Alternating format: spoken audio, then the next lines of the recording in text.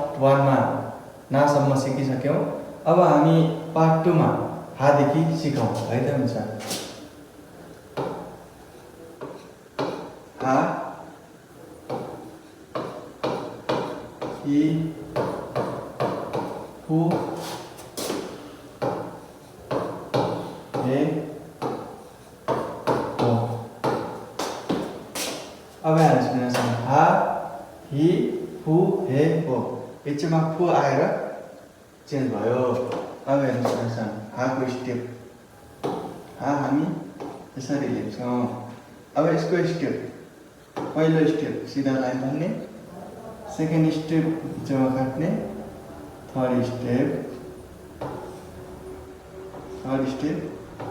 यसरी गर्ने, यसरी भनेको हा। अब हि भनेको यसरी लाइन तान्ने।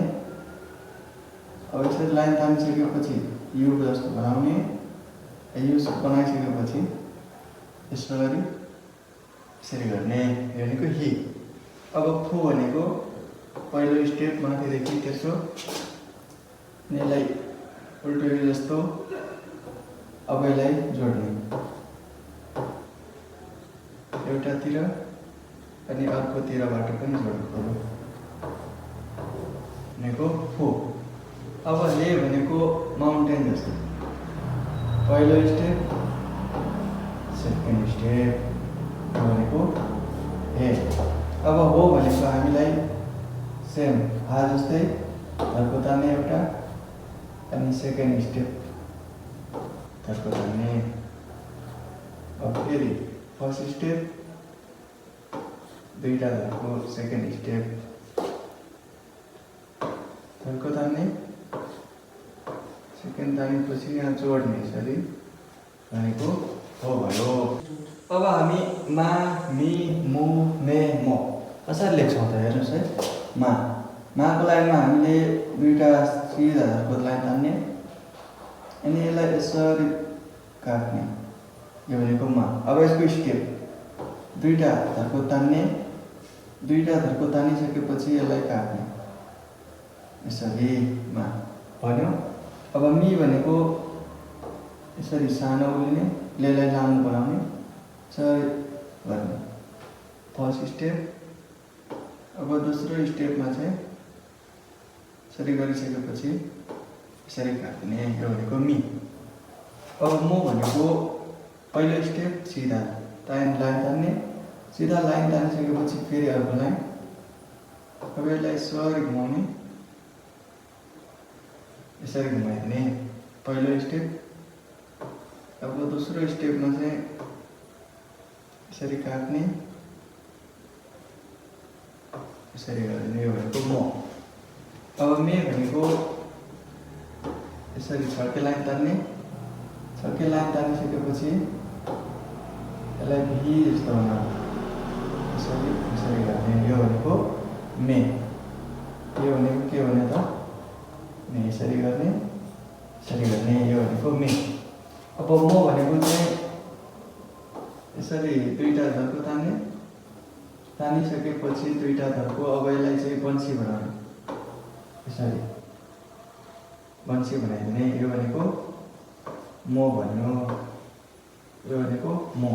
हामीले अरू लेटरमा चाहिँ 5-5वटा वर्ड भनेर पढ्यौँ। अब यसमा चाहिँ या, यु, यो, यसमा 3वटा मात्रै वर्ड पढ्नुपर्छ है। अब हेर्नुहोस्, या भनेको यसरी हुन्छ। अब यसको स्टेप, सुरु स्टेप हामीले यसरी गर्नु पर्यो, अनि दोस्रो स्टेप भनेको यसरी काट्ने, अनि थर्ड स्टेपमा भनेको यसरी कट्छ, यो भनेको या, यो भनेको या। अब यु भनेको पहिलो स्टेपमा यसरी यसलाई घुमाउने, अनि दोस्रो स्टेपमा चाहिँ यसलाई घुमाइसकेर यसरी काट्ने, यो भनेको यु। अब यो भनेको हामीले अगाडि पनि पढिसकेको हौँ, यसरी गर्ने पहिलो स्टेपमा यसरी गरिसकेपछि आधी मात्रै काट्ने, आधी भाग, यो भनेको यो। अब हामी रा, रि, रु, रे, रो, रा, रि, रु, रे, रोको लाइन हामी पढ्न गइराखेका छौँ। अब यसको स्टेप हेरौँ है। अब यसलाई आदि 5 मात्रै बनाउने। आदि 5 बनाइसकेर यहाँ चाहिँ एउटा धर्को हाल्ने। यो भनेको रा भयो। अब रि भनेको एउटा धर्को तान्ने। धर्को तानिसकेपछि यसलाई चाहिँ यसरी काट्ने। यसरी काट्ने। यो भनेको रि। अब रु भनेको चाहिँ 3 जस्तो। 3 जस्तो गर्ने अनि यसले अलिकति लामो बनाउने अनि यसलाई चाहिँ ठुलो बनाउने। यो भनेको रु। यसको रु। यो गर्ने सुरुमा यसो सानो अनि यसलाई ठुलो लामो तान्ने अलिकति अनि यसलाई यसरी ठुलो गर्ने। यो भनेको रु। अब रे भनेको सिधा धर्को तान्ने। फर्स्ट स्टेप सिधा धर्को तानिसकेपछि यसलाई यसरी काट्ने। तेर्सो अलिकति फेरि माथि गर्ने अनि यसलाई यसरी काट्ने भनेको रे। कसरी गर्ने? सुरुमा यसरी तान्ने। तानिसकेपछि यसलाई यसरी गर्ने माथितिर यसरी जेड जस्तो बनाउने माथितिरै लाने अनि यसरी घुमाइदिने भनेको रे। अब रु भनेको रु जस्तै गर्ने तर यसमा घुमाउनु नदिने। यसरी गर्ने फर्स्ट स्टेप यसरी तान्ने अनि यसलाई यसरी गर्ने। यो भनेको रु। यसरी गर्ने यसरी। यो भनेको रु। अब हामीले फेरि यसमा चाहिँ 3 वटा मात्रै लेटर पढ्नुपर्छ है। 3 वटा मात्रै वा ओ न। यो वा ओ न बाहेक अरू कुनै लेटर पढ्नु पर्दैन। वा भनेको हामीले सिधा लाइन तान्ने। सिधा लाइन तानिसकेपछि यसलाई अगाडि पढेको जस्तै यसरी गर्ने। छड्को यो भनेको यसरी गर्ने अनि यसलाई तलबाट चाहिँ लिने भनेको वा। यसरी गर्ने छड्के तान्ने यसरी लिने। यो भनेको वा भयो।